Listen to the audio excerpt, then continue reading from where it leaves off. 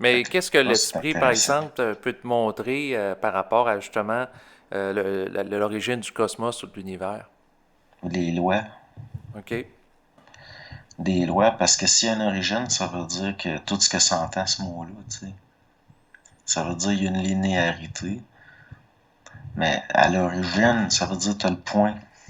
Mhm. Avant, si on est capable de dire qui origine, c'est parce qu'il y a quelque chose d'originel.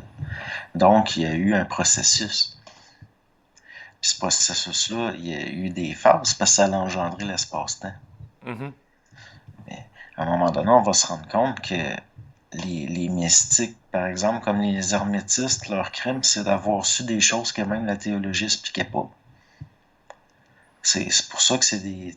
Dans le sens, ça rentre ça dans les tabous. Mhm. Puis c'est pour ça que ça a été associé au diable, les sciences hermétiques. Mais il reste qu'à un moment donné, ça va rejoindre la physique, de la même façon que aujourd'hui, le CERN puis leurs expériences, c'est diabolisé par des croyants. Mais c'est lié à des choses que, dans le fond, on le sait, mais qu'on n'a pas intellectualisé ou expérimenté encore.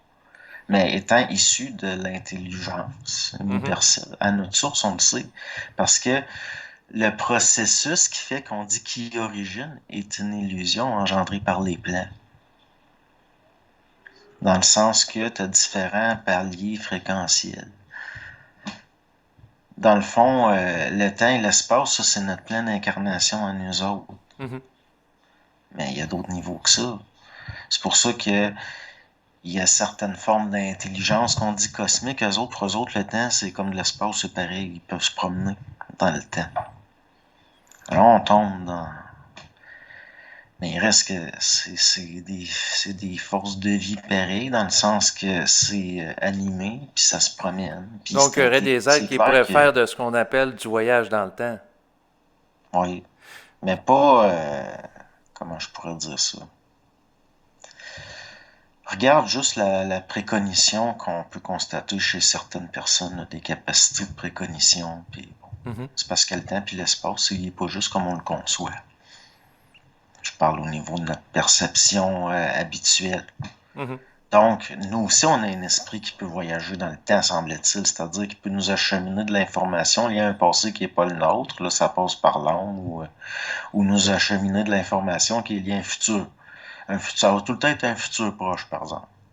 Parce que l'esprit, lui, il a son propre plan, puis il obéit aux lois de son plan, puis il y a des affaires ensemble qui font que, bon, il va pas te montrer de quoi dans 100 millions d'années, il peut pas. Mhm. Mais il reste qu'il y en a qui ont vu des bribes de futur, puis qui ont fait des expériences de précognition, puis oui, le temps, c'est une perception, mais il reste que l'information est, on est